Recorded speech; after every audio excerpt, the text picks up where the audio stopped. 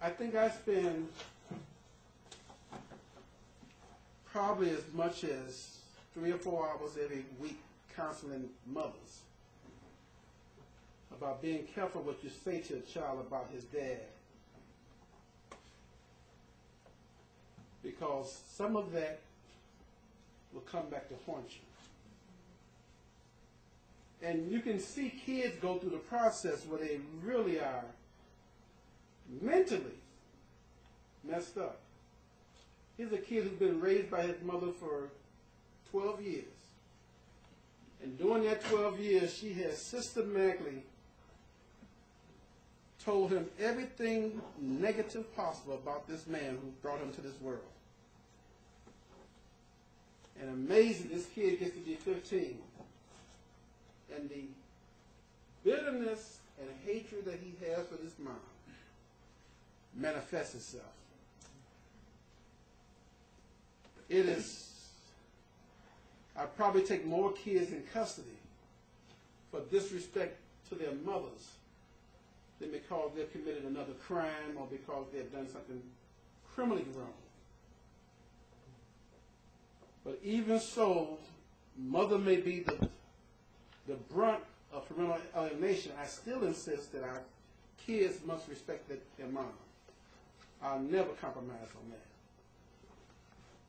And sometimes it gets to the point where I just have to take the kid up at home. I have kids who have ran away on numerous occasions for the simple reason they refuse to go back home where the mom is. I think what you do for kids are so important. As Jeff has said, with our resources being the way it is, we have to do more to try to establish that father relationship with our kids. And courts sometimes can be at fault. When it comes to parental alienation, courts sometimes just think, well, this woman has done all of this work for this kid. I mean, she's raised him all these years. Can't be no nothing but a deadbeat dad. And it's so much further from the truth. We have to really look at it and analyze it and try to bring both parents in and see what's truly is in the best interest of the child. So in closing, I would just like to give you forms of parental alienation that I have seen in open court. Brainwashing. I have kids who appear before me, never seen their father, but they can tell you the worst thing in the world based on, what mother has said, what grandmother has said, and what relatives have said. Character assassination. It's true. Hell has no theory like a woman's form.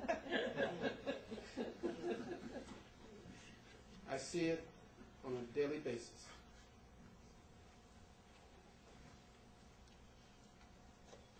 Using the kid to commit aggression against the target parent. This is ongoing. The flare-up of anger by a mother. Because if you say anything, I don't care how minute that this father may be okay, they take it as an indictment against them for all that they have done, and now you want to hold up this father. And sometimes I have to play with the mother's head. I have to say, listen, you've done an excellent job. You should be commended. You've done, for 12 years, you've done everything you could ask of a parent. Let's let him do something now. You know, old folks had a saying, if you don't come out in the wash, he'll come out in the rinse. But you'd be surprised at the number of fathers who step up to the plate. Now, I have some who, sadly to say, have disappointed not only me, but the child. But most of them that I give temporary custody to the kids' grades go up. If you talk to any of the superintendents and any of the principals in the high schools out here, where a kid has been taken from a mother and placed with a father, you see a sharp difference in their grades. That kid who was committing the crimes and was a problem in school, behavior changed all of a sudden. It's almost as if the thirst for a relationship with the father can change a kid's complete demeanor. Another method of parental alienation is loss of self-control. God forbid when you bring the father in against the mother's wishes. I mean, I've seen mothers who exemplify just the best behavior in the world. But when that man walked in that courthouse, Lord, everybody in the courthouse knows on those days when those cases are before me. I mean, I normally have 3 deputies in the courtroom. On those days, I got 8 deputies. Wow.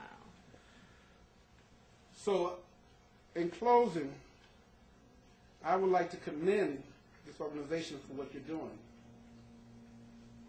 I just believe that fathers have a legal, moral, psychological, and spiritual obligation to stand up and be accountable.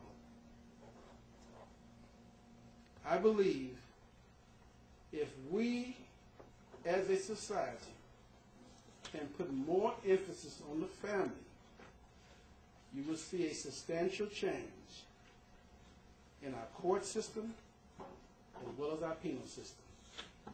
Thank you very much.